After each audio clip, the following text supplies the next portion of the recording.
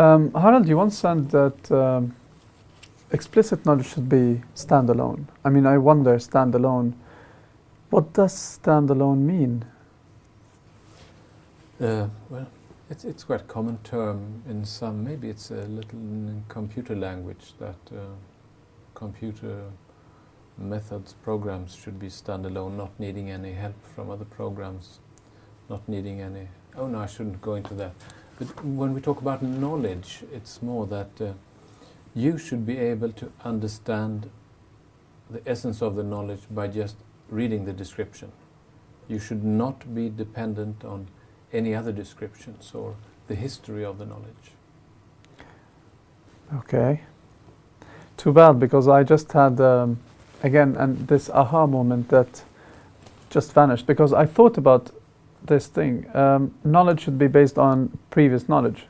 And if it's based on previous knowledge, then you build on your previous knowledge in order to solve a problem. But what you have just said is, well, you find all the knowledge and that's how you solve the problem. So there's a bit of contradiction. Maybe I didn't understand anything about knowledge management. Well, you are right. You got me there. There's a weak point in my argumentation that... Thank you. Yeah, you're right. All knowledge is always based on some other knowledge, and so I must try to explain it anyway. So, but like we can assume that all users have some previous knowledge, so it's not 100% standalone, of course. So there is always some kind of like implicit context that we think that everybody has.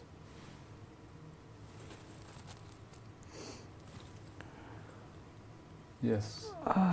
Yeah, I'm just, I'm just thinking about what you're saying. It's just that you speak easily, and you think that the knowledge that you're talking about is easily understood by others. So I was trying to contemplate what you were saying, but just to get back to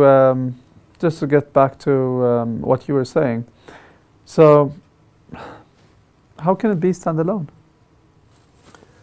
Well, we can say that knowledge can still be standalone because we describe only the difficult parts.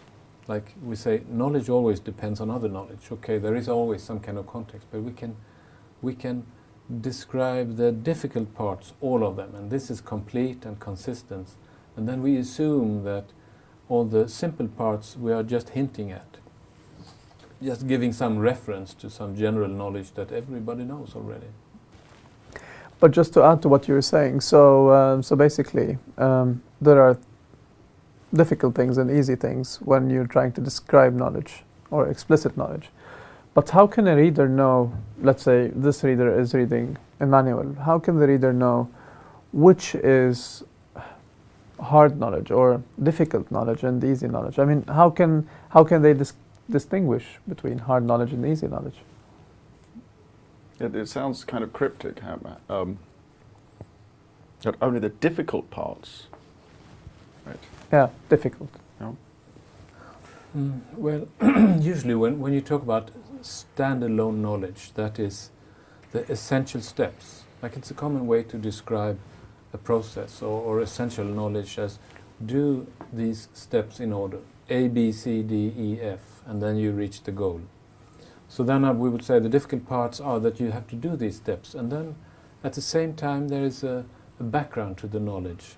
And of course the background must be understood, but sometimes it's enough to just make a hint at the background. You describe that this is about baking a cake, for instance. If you want to bake a cake that is very good to drink with coffee, do like this. So it's like an introductory sentence.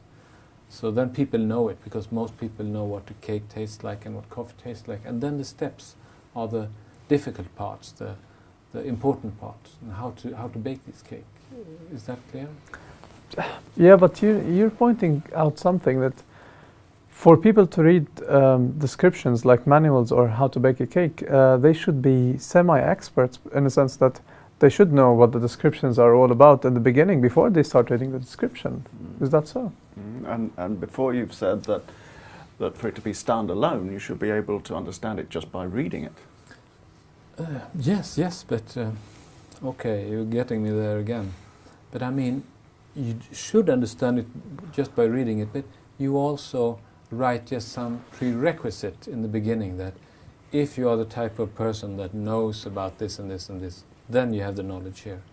So if it's like for repairing an engine, so it could say in the first sentence, we assume that you know how a normal engine works.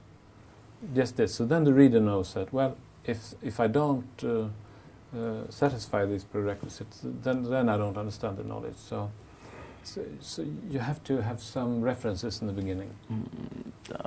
I still get the sense that you're wheedling your way out with words. I mean, is it standalone or isn't it? Yeah, I do understand what you're talking about, really, Alan, and I do agree with you. I mean, it's like when you open the manual, there's a list of dictionary terms that you have to read and maybe memorize and be an expert in before you start using the manual. So you're expecting people to become experts about the subject field before starting to read the manual.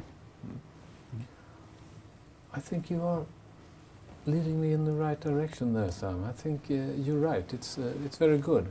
So obviously it is so that when you describe explicit knowledge, you have this difficult part, essential part, standalone part, but there always has to be some kind of context. We have not discussed this before, I think, but that is maybe, it seems controversial, but maybe it's my fault that I didn't say it from the very start, but there should always be some kind of context where the knowledge is in. So the context could be the dictionary you said, it could be a short background description, it could be a short reference to history, and if the knowledge is for a certain group of people, they will know this history for sure, because it's known by everyone in the area.